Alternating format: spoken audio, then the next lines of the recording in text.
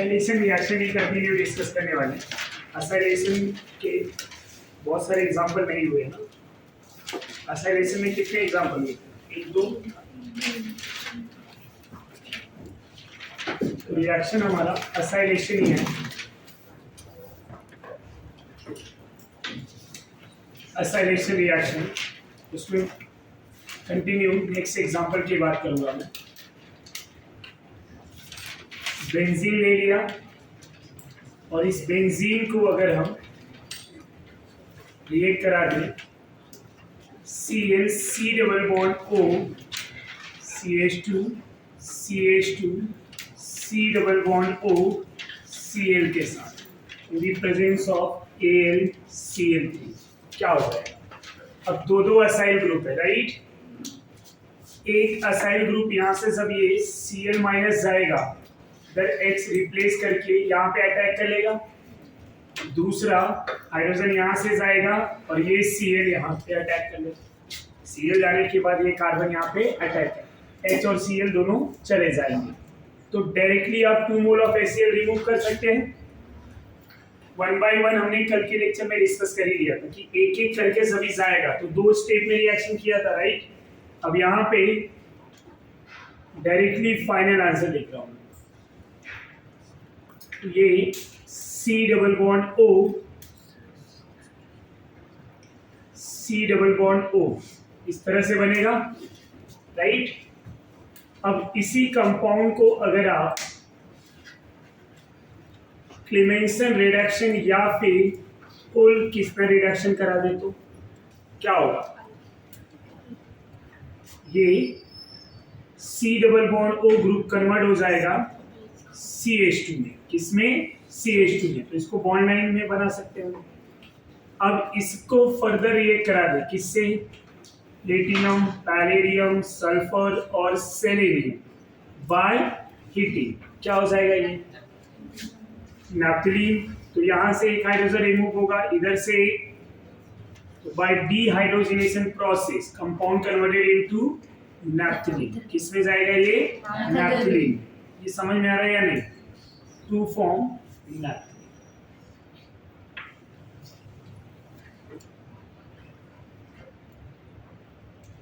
To form naphthalene. Next example की अगर बात करें, ऐसे ही सेम असाइलेशन रिएक्शन में बेंजीन को अगर हम सक्सिनिक एनाइडाइड के साथ रिएक्ट करें, ये एनाइडाइड है, जब AlCl3 से रिएक्ट करेंगे तो क्या होगा? ध्यान रखना, ये बॉन्ड टूटेगा, ये कार्बोनिल पॉजिटिव चार्ज हो जाएगा, यहां से H निकलेगा और इधर आके OH हो जाएगा। समझ में आया? अब ये मॉलिक्यूल किस तरह से दिख रहा है? जब अटैचमेंट C प्लस से होगा तो ये C डबल बॉन्ड O हो जाएगा, यहाँ पे भी 2 कार्बन, ये C double bond O but ये वाला ऑक्सीजन क्या हो जाएगा? OH बनाएगा। अब OH जो है असाइलेशन तो करेगा नहीं, क्या करना पड़ेगा? आइदर Cl में कन्वर्ट करेगा। अब Cl में या फिर एनाइडाइड, इसका एनाइडाइड बनाना डिफिकल्ट होगा, तो हम क्या करेंगे? SOCl2 से रिएक्ट करा देंगे। SOCl2 बाय हीटिंग होता क्या है? OH group converted into Cl, और अगर यहाँ Cl आ गया तो फिर से हम असाइलेशन करा सकते हैं।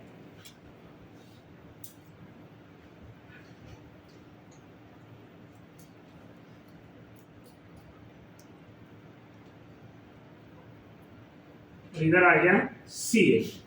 अब इसी मॉलिक्यूल को AlCl3 से रिएक्ट करा दे, क्या होगा? फ्रीडल-क्राफ्ट असाइलेशन रिएक्शन, ये H यहाँ से जाएगा और ये Cl यहाँ से चला जाएगा, HCl निकल गया, राइट। अब प्रोडक्ट क्या मिलेगा आपको? अगर मैं बॉन्ड लाइन में बनाना चाहूं तो ये दोनों कीटोनिक ग्रुप ऐसे रहेंगे। अब इसी को अगर हम क्लेमेंसन रिडक्शन या फिर उल किस्में रिडक्शन करा दे तो CH2 में आ जाएगा,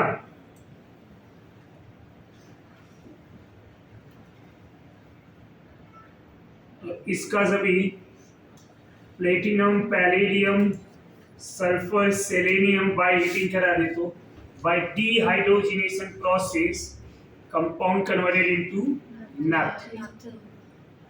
ये समझ में आ रहा है? यहाँ तक कोई डाउट? अगर मुझे बेंजीन से एंथ्रासीन बनाना है तब क्या करेंगे? बेंजीन से एंथ्रासीन बनाना है तब क्या करेंगे? ये थर्ड एग्जांपल में बेंजीन ले रहा हूं, राइट, और थैलिक एनहाइड्राइड से रिएक्शन करा, थैलिक एनहाइड्राइड प्रोडक्ट मुझे एंथ्रासीन मिल रहा है, और ये एंथ्रासीन प्रिपेयर करने के लिए कौन कौन सा प्रोसेस यूज किया जाएगा? यहाँ पे हम क्या क्या कौन कौन से रिएक्शन कराएंगे? तो ये अगर ऊपर वाला रिएक्शन देखेंगे ना तो सेम होगा, प्रोसेस एग्जैक्ट सेम होंगे। अब ये और ये में फर्क क्या है? एक बेंजीन है तो प्रोडक्ट में भी एक बेंजीन एक्स्ट्रा है, राइट? तो दोनों तो सेम ही है। अब होगा क्या? पहले AlCl3 लिया है, फिर SOCl2, देन फर्दर AlCl3 कराया हमने reaction, then Clemmensen and after that dehydrogenation. तो ये जो है टोटल 5 स्टेप का कन्वर्जन है।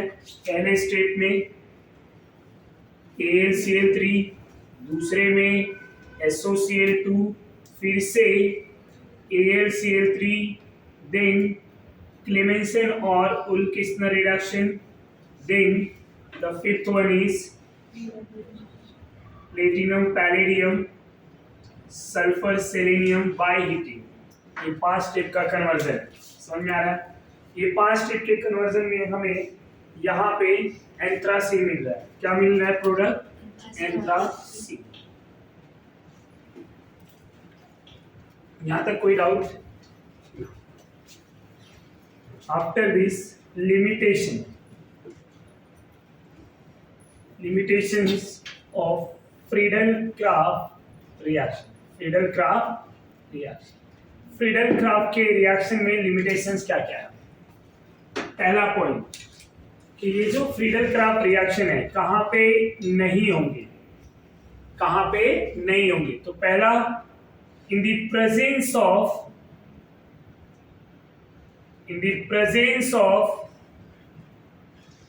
strong plus n,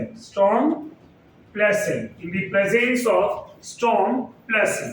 जब भी strong plus m होगा तो in the presence of strong plus n no Friedel-Crafts reaction। अब इसका रीजन क्या है कि प्लस m के प्रेजेंस में फ्रीडल-क्राफ्ट क्यों नहीं हो रहा है? What is the reason behind कि in the presence of strong plus m no Friedel Crafts reaction क्यों नहीं हो रहा है? तो उसका रीजन ये है,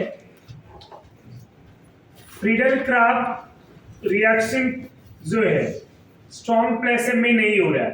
अब क्यों नहीं हो रहा है उसके रीजन के लिए मैंने यहाँ पे एक OH ग्रुप ले लिया। OH ग्रुप जो है स्ट्रॉन्ग प्लस m ग्रुप होता है, राइट?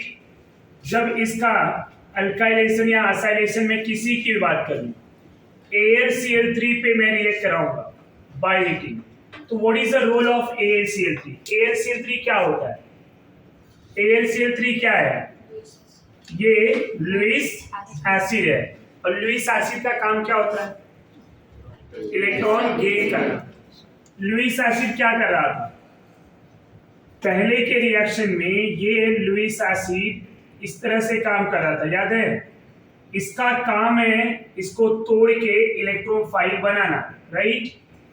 बट लुईस एसिड यहाँ पे आके आपको धोखा दे देता है। कैसे?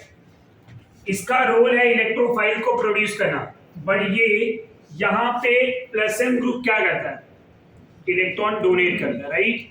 तो ये डोनेट कर रहा है और ये इलेक्ट्रॉन इजीली लेता है, तो ये AlCl3 और OH ग्रुप आपस में कॉम्प्लेक्स बना लेते हैं, और वो कॉम्प्लेक्स इस तरह से बनता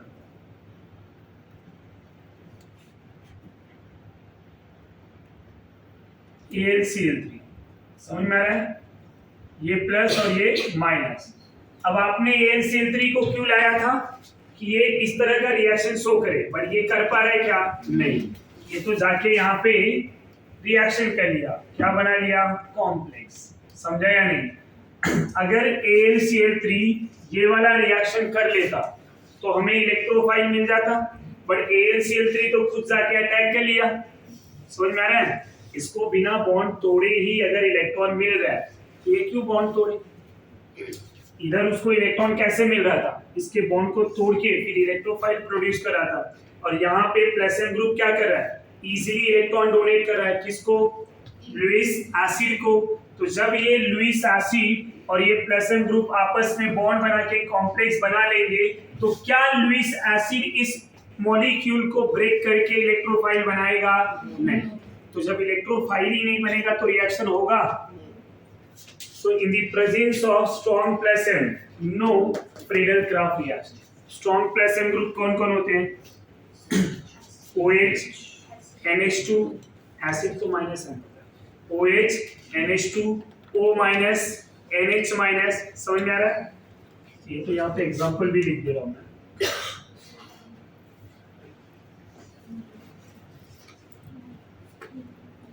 OH group, NH2 group,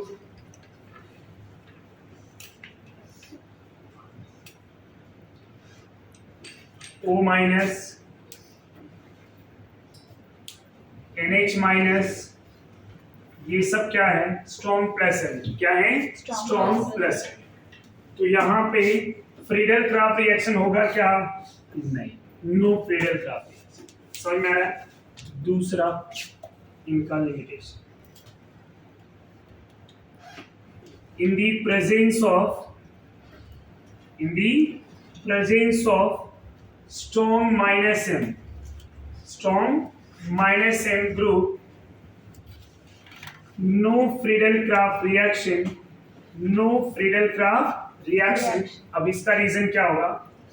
due to decrease electron density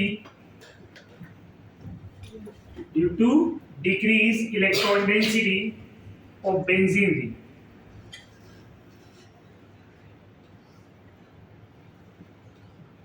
तो इलेक्ट्रॉन डेंसिटी कम हो जाएगा तो वहां पे ये इलेक्ट्रोफाइल आसानी से अटैक नहीं करेगा। अब ऐसे एग्जांपल कौन कौन होंगे? जितनी भी स्ट्रॉन्ग माइनस एम है, कितने स्ट्रॉन्ग माइनस एम है? Aldehyde group, ketone group, carbonyl के जितने हैं सब, aldehyde, ketone, carboxylic acid, cyanide, sulphonic acid, ये सब।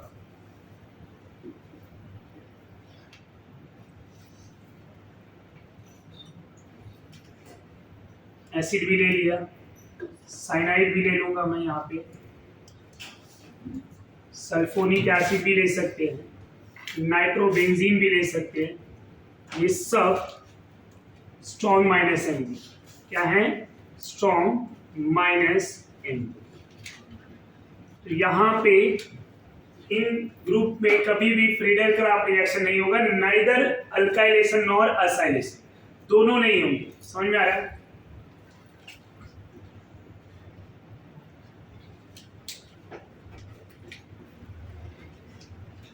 अगर हमने बेंजीन लिया है और बेंजीन का फ्रीडल-क्राफ्ट अल्काइलेशन कराया है तो क्या मिल जाएगा? Alkyl benzene. उसका फर्दर जो है फ्रीडल-क्राफ्ट अल्काइलेशन करेंगे तो रिएक्शन सुटेबल नहीं होगा। रीजन, वहां पे आइसोमर मिलेंगे, देगी आइसोमेरिक प्रोडक्ट। तो ऐसे केसेस में भी वो सुटेबल नहीं है। तो over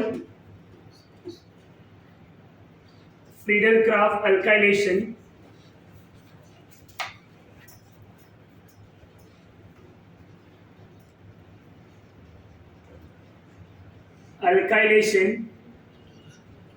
reaction not suitable. Reason, due to formation of isomeric product, formation of isomeric product। अब आइसोमेरिक प्रोडक्ट कैसे फॉर्म होगा उसका एक एग्जांपल देता हूं।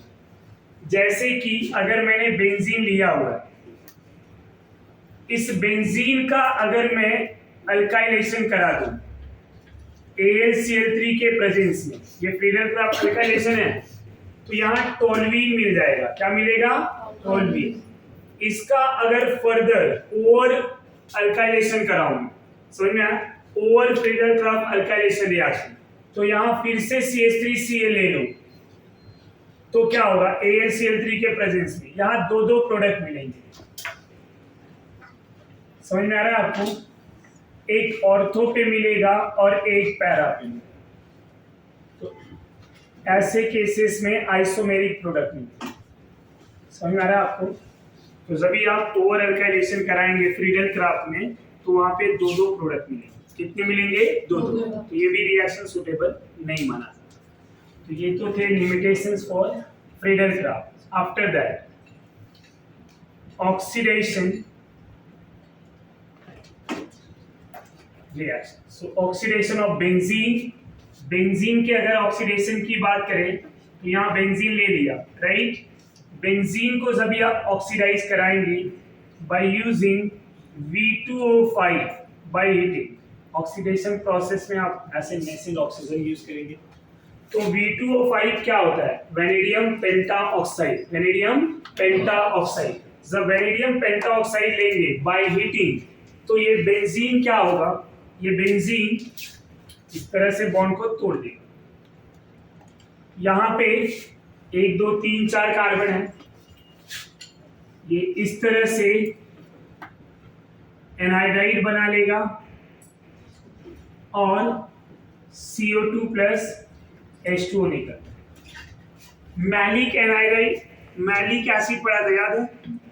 मैलिक एसिड में double bond with 2 carboxylic group, right? अब उस कार्बोक्सिलिक का OH ने वाटर निकाल दिया, तो क्या बन गया? एनहाइड्राइड। मैलिक फॉर्म क्या था? सिस। फ्यूमेरिक क्या था? ट्रांस। याद है? तो मैलिक एसिड से यहाँ पे एनहाइड्राइड बना दिया, इसको बोलते हैं मैलिक एनहाइड्राइड। क्या बोलते हैं? Maleic anhydride. तो बेंजीन को जब भी ऑक्सीडाइज कराया जाता है, बेंजीन को जब भी ऑक्सीडाइज कराया जाता है, तो benzene converted into maleic anhydride. किसमें कन्वर्ट होगा? Maleic anhydride. इसका रिडक्शन पढ़ा था कि बेंजीन को जब रिड्यूस कराया जाएगा रेनिकल से, तो साइक्लोहेक्सेन में ऑक्सीडेशन कराया मैलिक एनहाइड्राइड। समझ में आ रहा है? और इसका रिडक्शन अगर हम बर्च वाला रिएजेंट ले लें, सोडियम लिक्विड अमोनिया, तो साइक्लोहेक्सा 1,4 डाइईन मिला। याद है? तो दो रिएक्शन रिडक्शन में पढ़ा था, ये ऑक्सीडेशन का रिएक्शन। यहाँ तक कोई कंफ्यूजन है आपको? रिएक्शन वाले पार्ट यहाँ पे कंप्लीट हो जाते हैं। जितने भी रिएक्शंस के पार्ट है वो कंप्लीट हो जाते हैं।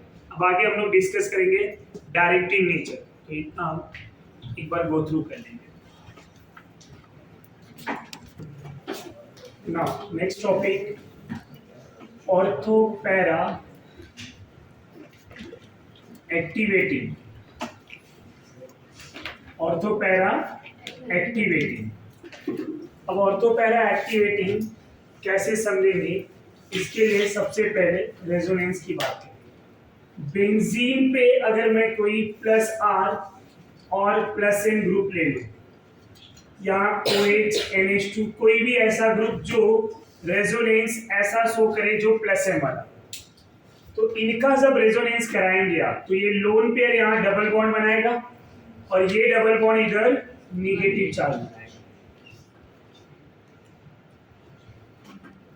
ये डबल बॉन्ड OH हो जाएगा, ऑक्सीजन कैरी पॉजिटिव चार्ज, और ये आपका कार्बन निगेटिव।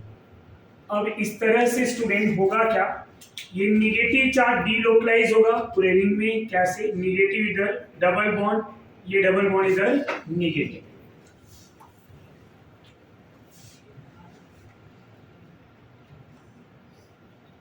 तो यहाँ पे OH पॉजिटिव।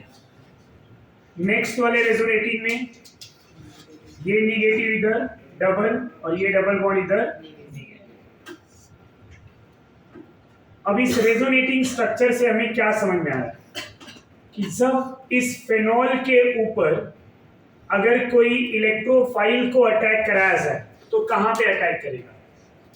ये जो रेजोनेंस आप कर रहे हो, क्यों कर रहे हो? ये इसीलिए कि कमिंग इलेक्ट्रोफाइल जब आएगा तो क्या करेगा, कौन से पोजीशन पे अटैक करेगा, ऑर्थो एंड पैरा। रीजन, वहां नेगेटिव चार्ज है और इलेक्ट्रोफाइल क्या होता है, positive charge, right. Electron deficient and electron reach, ये ऑर्थो पैरा पे क्या है, इलेक्ट्रॉन रीच है। रेजोनेटिंग स्ट्रक्चर 1 से लेके 5 तक है, जिनमें 2, 3, 4 में निगेटिव चार्ज फॉर्म हुए। कौन से पोजीशन पे फॉर्म हुए हैं, ortho and para. 1, 2 is ortho, 1, 4 para, 1 second 1, 2 ortho. तो यहाँ पे निगेटिव चार्ज जो फॉर्म हुए, कहाँ पे फॉर्म हुए हैं, ऑर्थो पैरा पोजीशन। तो निगेटिव चार्ज फॉर्म होने से इस प्लस एम वाले ग्रुप का इलेक्ट्रॉन डेंसिटी इंक्रीज हो रहा है। कहाँ पे इंक्रीज हो रहा है, ऑर्थो पैरा पे। सो अगर ऑर्थो पैरा पे इलेक्ट्रॉन डेंसिटी इंक्रीज हुआ तो कमिंग इलेक्ट्रोफाइल जब इंट्रोड्यूस कराया जाएगा, जब इलेक्ट्रोफाइल अटैक करेगा फिनॉल पे, तो कौन से पोजीशन पे आएगा, जहां इलेक्ट्रॉन ज्यादा होगा। रीजन, इलेक्ट्रोफाइल में इलेक्ट्रॉन डेफिशिएंट होता है, इलेक्ट्रॉन की कमी होती है। जब ये जहां पे निगेटिव चार्ज देखेगा वहां इजीली अटैक करेगा, क्योंकि इलेक्ट्रॉन डेफिशिएंट है। तो कहां पे तेजी से अटैक करेगा, जहां पे इलेक्ट्रॉन मैक्सिमम है। तो ये positive group electron deficient molecule attack to ortho and para because ortho para carry negative charge in which electron density maximum. अब इलेक्ट्रॉन डेंसिटी मैक्सिमम है तो इजीली अटैक कर लेगा। तो जो भी प्लस एम वाले ग्रुप है, जो भी प्लस एम वाले ग्रुप है, उनमें कमिंग इलेक्ट्रोफाइल कहां पे आएगा, ऑर्थो पैरा पे। क्योंकि ये पॉजिटिव चार्ज है, ये निगेटिव है, तो ऑर्थो पैरा एक्टिवेट है, ये स्ट्रॉन्ग एक्टिवेटिंग है, क्योंकि यहाँ पे निगेटिव चार्ज इजीली अटैक करेगा। तो जब बेंजीन के रेजोनेंस में निगेटिव चार्ज होगा तो उसको बोलेंगे कि एक्टिवेटिंग ग्रुप, और अगर यही पॉजिटिव आ जाए तो डीएक्टिवेटिंग। क्या हो जाएगा, डीएक्टिवेटिंग। तो प्लस एम वाले ग्रुप जितने भी हैं सब क्या देंगे, निगेटिव चार्ज रेजोनेंस, और माइनस एम वाले क्या देंगे, पॉजिटिव चार्ज।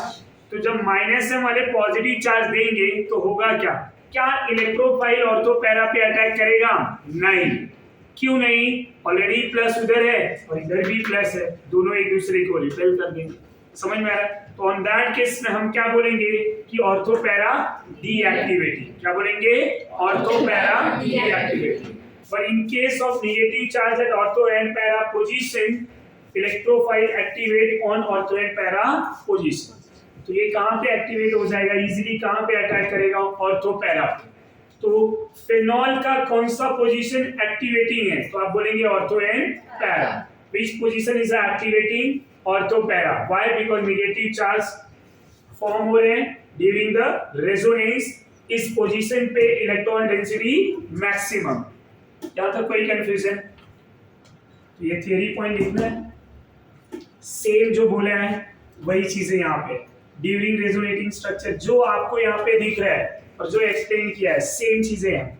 तो थियरी में यहाँ लिख नहीं रहा हूँ, ऑलरेडी फिर से एक बार बता रहा हूँ कि during resonating structure electron density maximum at ortho and para position. या तो चाहिए तो एक बार लिख भी देता हूँ, इसके केस में लिख रहा हूँ, माइनस एम में नहीं लिखूंगा। During resonating structure, negative charge form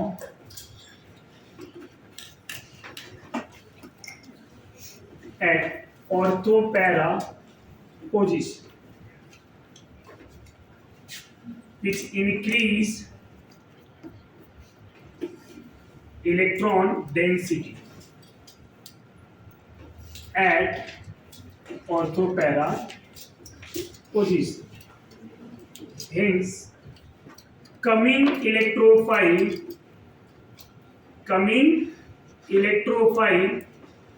get attached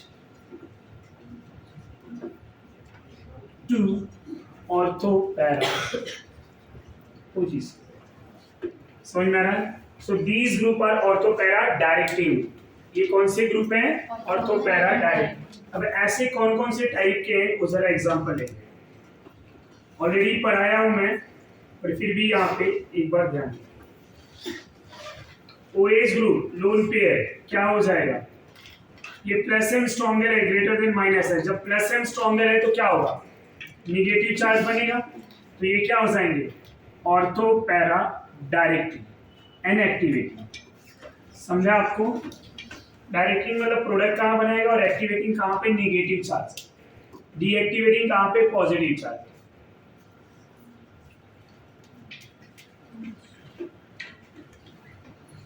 NH2 lone pair, इसका रेजोनेंस कैसा हो रहा है, प्लस एम से ना, तो क्या लिख दूं मैं, ऑर्थो पैरा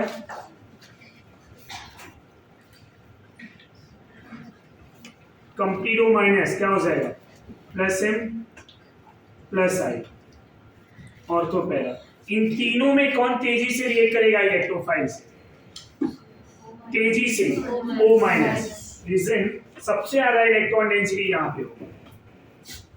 और चौथा जो ग्रुप ले रहा हूं NH माइनस, इन चारों में NH माइनस, समझ में आ रहा है आपको या नहीं,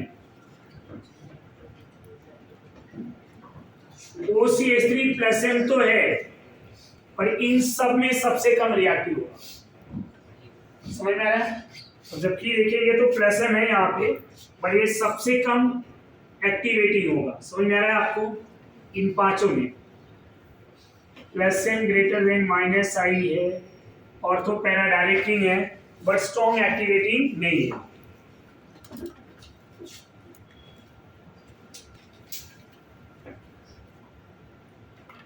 यहीं पे मैं फिर से लिख रहा हूं,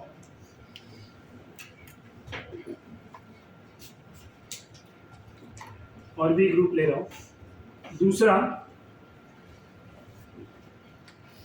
hyper conjugation and plus I increase electron density,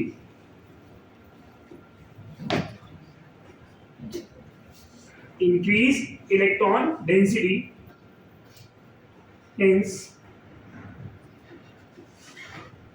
gives orthopara directing, orthopara directing, ये कौन सा नेचर देंगे, ऑर्थोपैरा डायरेक्टिंग।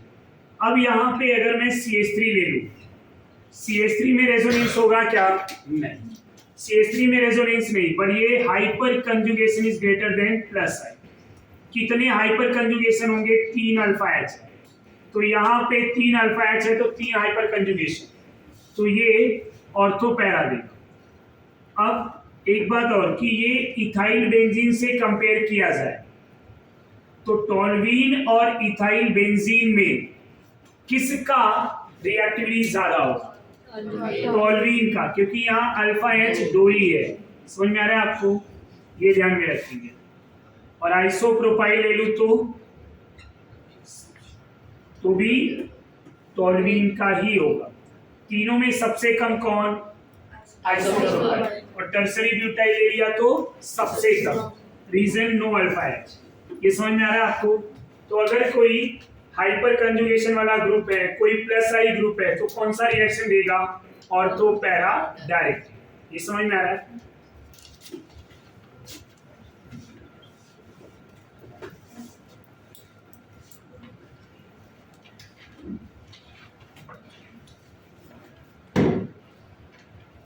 एक स्पेशल एग्जांपल ले रहा हूं मैं फ्लोरीन के केस में। फ्लोरीन का जब रेजोनेंस कराएंगे आप, तो रेजोनेंस के थ्रू ये क्या हो रहा है, ऑर्थोपैरा पे निगेटिव चार्ज आएगा, आया ना, ये समझ में आ रहा है आपको, ये रेजोनेंस कर पाएंगे according to resonating structure, according to resonating structure. तो इसको शॉर्टकट में मैं RS लिख दे रहा हूं, negative charge at ortho para, negative charge at ortho para, समझ में आ रहा है, कमिंग इलेक्ट्रोफाइल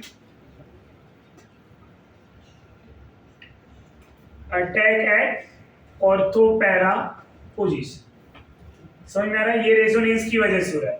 अब इसका मेन पॉइंट क्या है कि ये जो क्लोरोबेंजीन है, क्लोरोबेंजीन में रेजोनेंस वीक होता है। समझ में आ रहा है?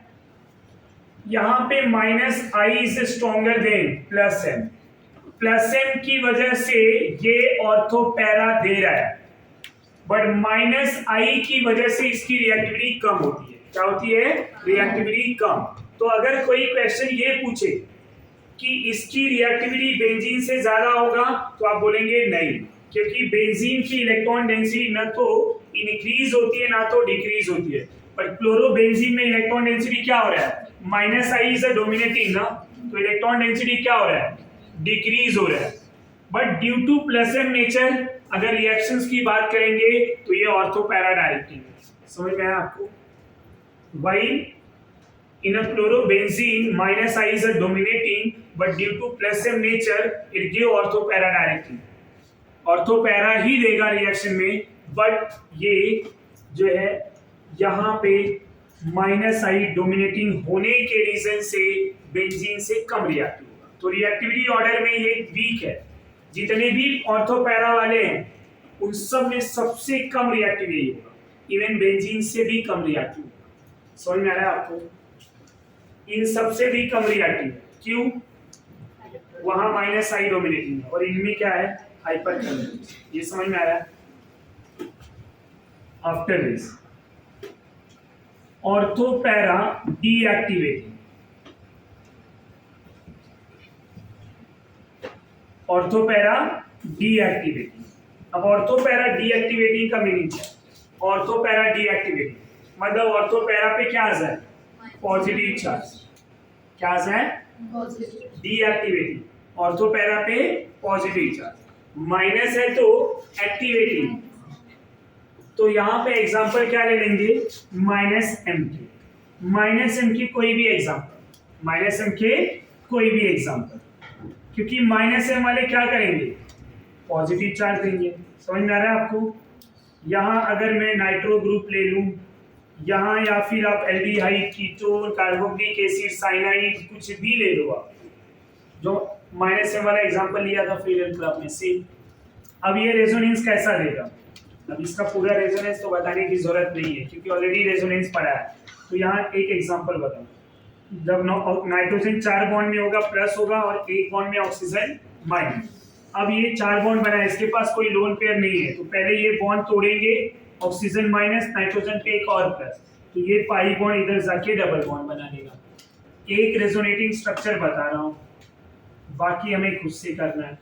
NO minus O minus, nitrogen पे एक प्लस और यहाँ कार्बन भी प्लस, बाकी इस तरह से। ये फर्स्ट से सेकेंड वाला रेजोनेंस समझा? अगर फर्स्ट से सेकेंड समझा तो आगे थर्ड एंड फोर्थ तो आप कर ही सकते हैं। यस और नो? थर्ड वाले में क्या होगा? ये इधर आ जाएगा पॉजिटिव चार्ज यहाँ,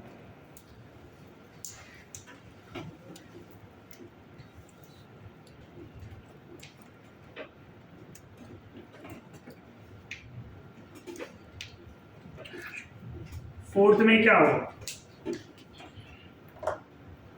यहां पॉजिटिव चार्ज आ जाएगा। मैं ड्रॉ ही कर दे रहा हूं।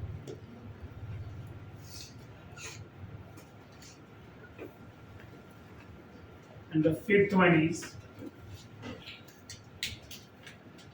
ये पाई बॉन्ड इधर, तो इनमें से ये जो डबल बॉन्ड है ये इधर हो जाएगा, राइट? अब ये डबल बॉन्ड इधर हो जाएगा, ये इस तरह से।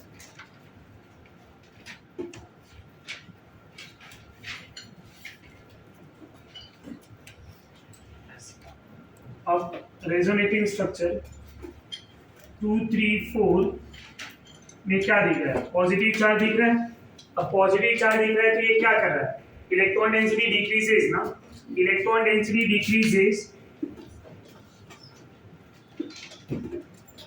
Eight ortho para position. सो क्या इलेक्ट्रोफाइल ऑर्थोपैरा पे आएगा? नहीं। Hence electrophile cannot attack at ortho and para position. Reason electron density decreases. Already positive charge है और कोई भी इलेक्ट्रोफाइल अगर मैं लेके आऊंगा तो ये प्लस और प्लस क्या करेंगे, रिपेल कर देंगे। तो पॉजिटिव चार्ज होने से इसको डीएक्टिवेटिंग बोलते हैं। समझ में आ रहा है? पर अब मुझे रिएक्शन कराना ही है, तो और क्या ऑप्शन हो सकता है कि इस नाइट्रो का अगर मैं क्लोरीनेशन, ब्रोमिनेशन, कोई भी इलेक्ट्रोफिलिक सब्स्टिट्यूशन कराऊं तो कमिंग इलेक्ट्रोफाइल कहां पे अटैक करेगा, मेटा पे। अब मेटा पे निगेटिव है क्या, नहीं। क्या मेटा एक्टिवेटिंग है, नहीं। Negative charge activating, Meta activating नहीं है बट मेटा डायरेक्टिंग है, क्योंकि मेटा पे प्रोडक्ट आ रहा है। समझ में आ रहा है? तो it is a Meta directing. Activating and directing का डिफरेंस समझा आपको? जब निगेटिव चार्ज डेवलप होगा तो ये पोजीशन एक्टिवेट होता है, इलेक्ट्रोफाइल को इजीली अटैक करता है। यहाँ अब मेरे पास ऑर्थोपैरा पे प्लस है, ये डीएक्टिवेट हो गया ऑर्थोपैरा। मेरे पास कोई और ऑप्शन नहीं है कि इलेक्ट्रोफाइल अटैक करे, तो by comparing electron density and ortho meta para, तीनों का इलेक्ट्रॉन डेंसिटी कंपेयर करो तो तीनों में दो तो महागरीब है, पॉजिटिव चार्ज ना। अब यहां तो दूसरा पॉजिटिव आ ही नहीं सकता, जिसका खुद का पेट ना भरा हो दूसरे को क्या खिलाएगा, राइट? पॉजिटिव चार्ज दोनों हैं, तब ये क्या करेगा, मेटा पे जाएगा। समझा? अब मेटा पे जाएगा तो मेटा पे compare to ortho para electron density maximum होता है, इसलिए कमिंग इलेक्ट्रोफाइल कहां पे अटैक करेगा, मेटा पोजीशन। अब जितनी भी मेटा डायरेक्टिंग होते हैं उन सब की रिएक्टिविटी ऑर्थोपैरा वाले से कम होता है। क्यों? इन सब में अगर देखेंगे तो नेगेटिव चार्ज था, कहीं ना कहीं इलेक्ट्रॉन डेंसिटी बढ़ रहा था, पर इसमें क्या हो रहा है, positive charge, electron density minimum. Electron density minimum तो rate of reactivity minimum, rate of reactivity minimum. और इलेक्ट्रॉन डेंसिटी जितना ज्यादा रेट ऑफ रिएक्टिविटी उतना ज्यादा। ये समझ में आ रहा है? तो यहां पे मैं लिखूंगा by comparing electron density, by comparing electron density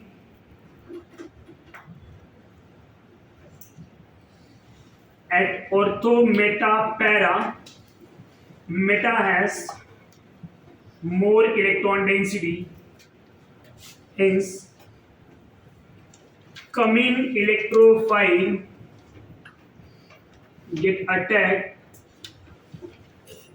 to meta position which are known as meta direct। समझा?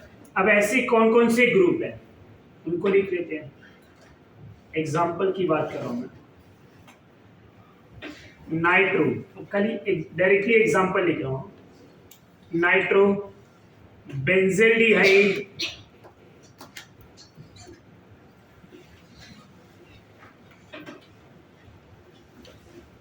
एसिडोफिनोन, benzoic acid, बेंजोनाइट्राइल,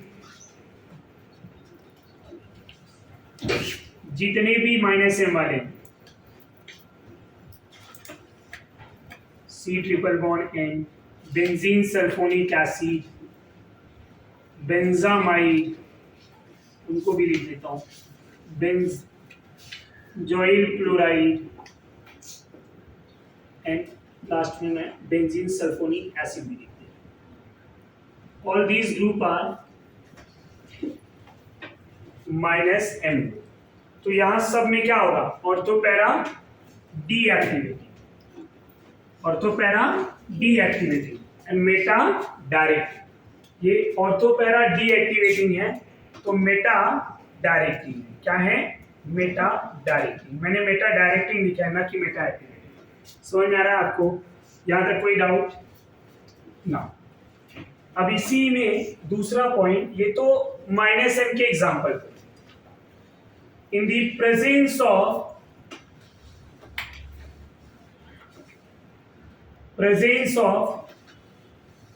minus I, strong minus I लिखूंगा, the presence of strong minus I group orthopara deactivating Meta direct. अब ऐसे example क्या है, मैंने strong minus आई लिखा है, week लिखा तो ये भी तो है, और यहाँ प्लस एम और माइनस आई तो ये भी डोमिनेटिंग है। ऐसे एग्जांपल कौन है, जरा ध्यान में रखिए। NH3 प्लस अगर ले लूं मैं, अब यहाँ रेजोनेंस होगा क्या? पहला क्वेश्चन ये, क्या रेजोनेंस होगा? तो आंसर आएगा नहीं। क्यों? sp3 है। अब रेजोनेंस तो नहीं है, न तो प्लस है न तो माइनस है, तब क्या देखेंगे? ये ओनली माइनस आई है। क्या है? माइनस आई। अब माइनस आई में यहाँ पे ये स्ट्रॉन्ग माइनस आई है, NH3 plus is strong minus है। ऐसे केसेस में ये ऑर्थो पैरा को डीएक्टिवेट करेगा, तो it is a meta di. क्या होगा? Meta di. समझ में आया या नहीं?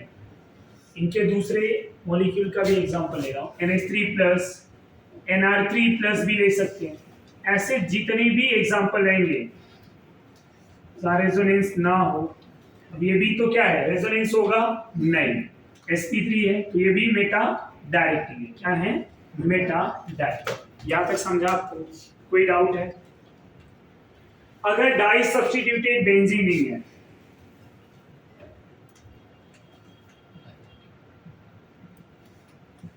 डाई सब्स्टिट्यूटेड बेंजीन रिंग, तब क्या होगा? In case of disubstituted benzene ring, जब दो दो ग्रुप प्रेजेंट है, कौन किधर आएगा कैसे पता?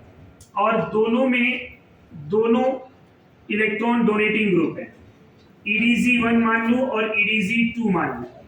अब दोनों में से कोई एक तो स्ट्रांग होगा और कोई एक वीक होगा, राइट? माना मैंने कि EDZ1 मेरा स्ट्रांग है, EDZ1 is stronger than EDZ2।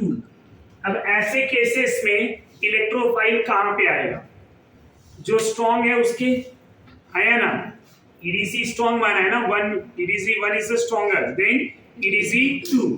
अब ऐसे केसेस में इलेक्ट्रोफाइल कहां पे आएगा? EDZ1 के विथ रेस्पेक्टिव कौन सा पोजीशन? Ortho and para. तो आएगा ortho para with respective EDZ1। समझा या नहीं? दो EDZ है। अब ये दूसरा और ये दोनों कहीं पे भी हो सकते हैं, राइट? पोजीशन नहीं लिखा है, कहीं पे भी हो सकते हैं, बट इसमें जो स्ट्रॉन्गर है, किसको माना है स्ट्रॉन्गर? EDZ1। उसके ऑर्थो पैरा के विथ रेस्पेक्टिव प्रोडक्ट में। समझ में आ रहा है? तो ortho para with respective EDZ1, ये फर्स्ट पॉइंट था। दूसरा, अगर एक इलेक्ट्रॉन विथड्रॉइंग ग्रुप ले लूं और एक EDZ ले लूं, ये EDZ है और ये क्या है? EWG। दोनों अलग अलग नेचर वाले हैं। समझ में आ रहा है या नहीं? अब यहाँ दोनों अलग नेचर है, ये इलेक्ट्रॉन डोनेट कर रहा है, ये विथड्रॉ कर रहा है, तो इलेक्ट्रोफाइल किधर आएगा? इलेक्ट्रॉन डोनेटिंग ग्रुप के विथ रेस्पेक्ट। कौन सा position? Ortho para with respective EDZ, right? Electron donating. तीसरा, अगर स्टूडेंट दोनों EWG हो तो अब क्या होगा? स्ट्रॉन्गर मेटा पे। मेटा आ रहा है ना, ऑर्थो पैरा तो आ नहीं रहा है। ऑर्थो पैरा होता तो वीकर वाला ले लेते।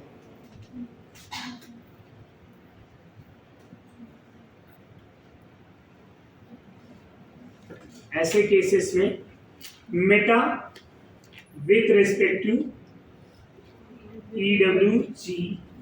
ये समझा या नहीं? कोई डाउट? ये पूरा पार्ट समझ में आ गया? जब डाई सब्स्टिट्यूटेड रहेंगे तब क्या होगा, मोनो सब्स्टिट्यूटेड रहेंगे तब क्या होगा? अब इनका रेट ऑफ रिएक्टिविटी पढ़ना है, कौन तेजी से रिएक्ट करेगा, कौन स्लो रिएक्ट करेगा, और रेट ऑफ रिएक्टिविटी हमें डिस्कस करना है। तो एक बार गो थ्रू कर लो, फिर रेट ऑफ रिएक्टिविटी पे बात। Rate of reactivity, rate of reactivity.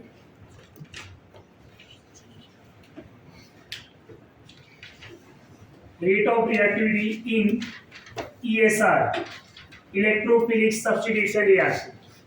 हम किसकी बात कर रहे हैं? Electrophilic substitution reaction. तो ESR में रेट ऑफ रिएक्टिविटी कैसा होगा? सबसे पहले बेंजीन और बेंजीन के ऊपर कोई EDZ ग्रुप हो, तो EDZ ग्रुप का रिएक्टिविटी बेंजीन से ज्यादा। क्यों? क्योंकि ये ग्रुप इलेक्ट्रॉन डोनेट करेंगे और बेंजीन की रिएक्टिविटी EWG वाले ग्रुप से ज्यादा। ये समझ में आ रहा है? ये बेसिक पॉइंट है। बेसिक क्या है कि EDC इलेक्ट्रॉन दे रहा है, EWG इलेक्ट्रॉन ले रहा है। यहाँ neither electron gaining nor releasing, ना तो इलेक्ट्रॉन ले रहा है ना तो इलेक्ट्रॉन दे रहा है, पर ये इलेक्ट्रॉन ले रहा है। इसको EDC वाला ग्रुप दे रहा है इलेक्ट्रॉन, यहाँ इलेक्ट्रॉन विड्रॉ हो रहा है बाय यूजिंग EWG। तो अब होगा क्या कि अगर दो EDC आया तो क्या करेंगे, तब उनका ऑर्डर देखेंगे।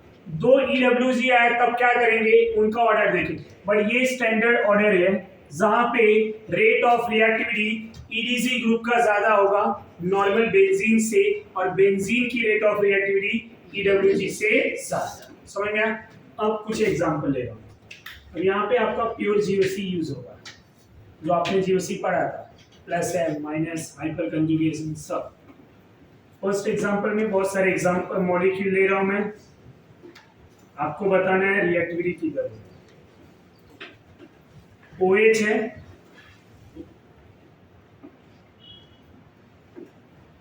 NH2 है,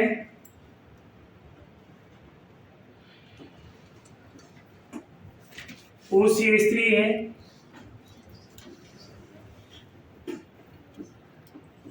CH3 है। यहाँ सब के सब चारों EDC वाले हैं। अब plus M plus M plus M, समझ में आ रहा है? और ये माइनस, समझ में आ रहा है या नहीं आ रहा? और ये hyperconjugation greater than plus, ये सब इलेक्ट्रॉन डोनेट करेंगे।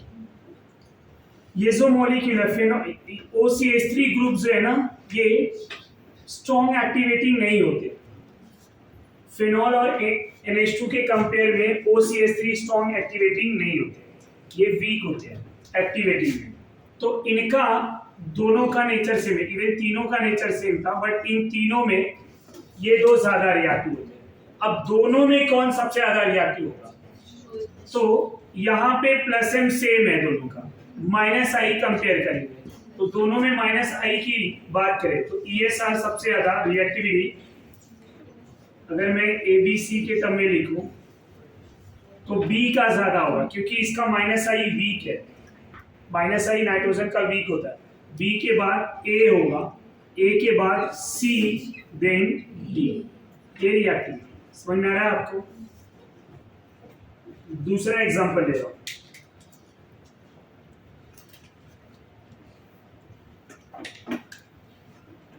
O माइनस लिया,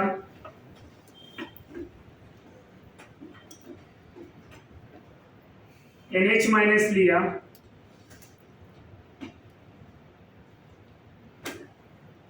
फिर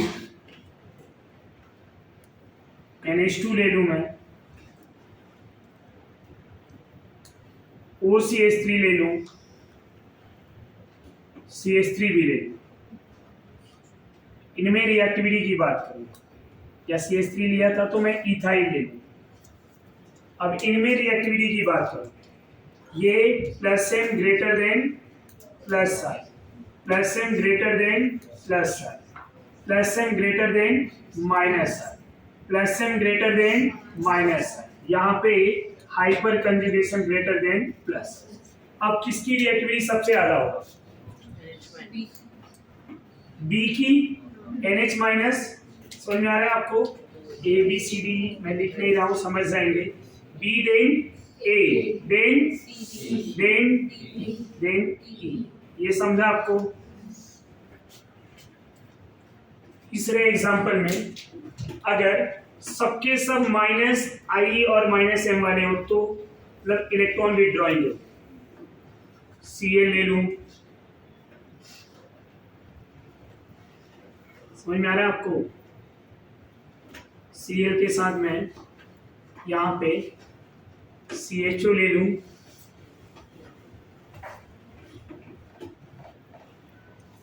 यहाँ पे NO2 ले लूं, और पूछो इनमें रेट ऑफ रिएक्टिविटी कैसा हो। तो ये minus I greater than plus M है, यहाँ minus M greater than minus I, minus M greater than minus I. किसका माइनस आई ज्यादा स्ट्रॉन्गर है? दोनों में माइनस एम। माइनस आई किसका स्ट्रॉन्ग है? NO2 का। तो सबसे कम रिएक्टिव NO2, फिर CH2, देन Cl। तो ESR में रिएक्टिविटी किसका ज्यादा होगा? A, B, C। समझ में आ रहा है आपको? ये ऑर्डर समझ में आ रहा है? अब दूसरी बात ये क्वेश्चन अब यहाँ पे ले रहा हूं कि अगर फेनॉल ले लिया मैंने और फेनॉल को मैं यहाँ पे नाइट्रेशन करा दूं, सल्फोनेशन करा दूं, कुछ भी करा दूं, फेनॉल का नाइट्रेशन करा रहा हूं, तो रिएक्शन किधर आएगा? ऑर्थो पैर। ये समझा? फेनॉल एज कौन सा डायरेक्टिंग ग्रुप है? ऑर्थो पैर है ना। तो नाइट्रेशन कराएंगे तो किधर प्रोडक्ट आएगा? नाइट्रो ग्रुप किधर आएगा? Ortho and para. समझ में आ रहा है आपको? सिमिलरली Cl ग्रुप ले लूं, इसका नाइट्रेशन करा दूं तो किधर आएगा? बोलो जरा। धोखा। अभी बोला था ना Cl minus I and plus N, तो ये क्या देगा? Ortho para. बट रिएक्टिविटी पूछ दूं तो रिएक्टिविटी इसका Cl वाला OH से भी कम। अब यहाँ पे अगर मैं NO ऑलरेडी नाइट्रेशन कराया ना, तो एल्डिहाइड ले लेता हूँ। एल्डिहाइड का अगर नाइट्रेशन कराया तो किधर आएगा? मेटा। किधर आएगा? मेटा। ये समझ में आ रहा है? अब अगर दो ग्रुप ले लिया मैंने, एक NH2 है मेरे पास और एक CH3 है। अब दोनों क्या है? ये भी EDZ है और ये भी EDZ है। ये EDZ1, ये EDZ2। कौन स्ट्रॉन्गर है? EDZ1। समझ में आ रहा है? तो ये स्ट्रॉन्गर है, तो इसका ऑर्थो पैरा। अब इसका ऑर्थो एक साइड ब्लॉक है, तो इधर और इधर दोनों में मेजर कौन होगा? हमेशा पैरा। तो ortho and para with respect to NH2। समझ में आ रहा है आपको? कोई कंफ्यूजन? ऐसे टाइप के क्वेश्चन आते हैं। NH C double bond O,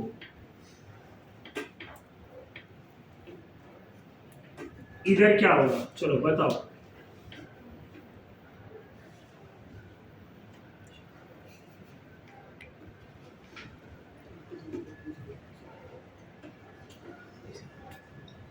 इधर क्या होगा? इनका अगर नाइट्रेशन कराऊं मैं, भाई चलो सेम रिएक्शन। हाँ, नाइट्रेशन किधर आएगा? आंसर दो रिंग, इनका भी नाइट्रेशन क्या होगा?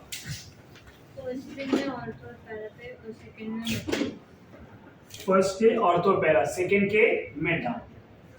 ये जरा ध्यान दो, ये कौन सा ग्रुप है? Plus N. ये कौन सा ग्रुप है? Minus N. तो इसके विथ रेस्पेक्ट टू, राइट? या मैं ऐसा ले लूं, रिंग 1, रिंग 2, तो ऑर्थो पैरा इन रिंग 1। समझ में आ रहा है या नहीं? ऐसा क्यों हुआ वो समझा? इधर भी ये कौन सा ग्रुप है? लोन पेयर है। क्या देगा? Plus N. क्या देगा? आंसर दोनों का सेम। रिंग 1, रिंग 2, तो ortho para with respect to ring. ये समझ में आ रहा है आपको? यहाँ तक कोई कंफ्यूजन? इसके बाद दो थ्योरेटिकल पार्ट आएगा। एक कार्सियोजेनिक नेचर। कार्सियोजेनिक का मीनिंग क्या होता है? What is the meaning of carcinogenic? Cancer causing substance. तो benzene and their derivative polynuclear benzene ज्यादा कार्सियोजेनिक होते हैं and toxic in nature. The meaning of toxic, poisonous. Toxic मतलब पॉइजनस। तो बेंजीन एंड देयर डेरिवेटिव और poisonous in nature. जितने ज्यादा polynuclear benzene के न्यूक्लियर बढ़ते जाएंगे उतना ज्यादा उनका पॉइजनस एंड कार्सियोजेनिक नेचर बढ़ते जाता है, राइट? एंड यूजेस भी आपको रीड कर लेना, नोट से रीड कर लेना। तो आपका ये पार्ट कंप्लीट। तो हाइड्रोकार्बन दैट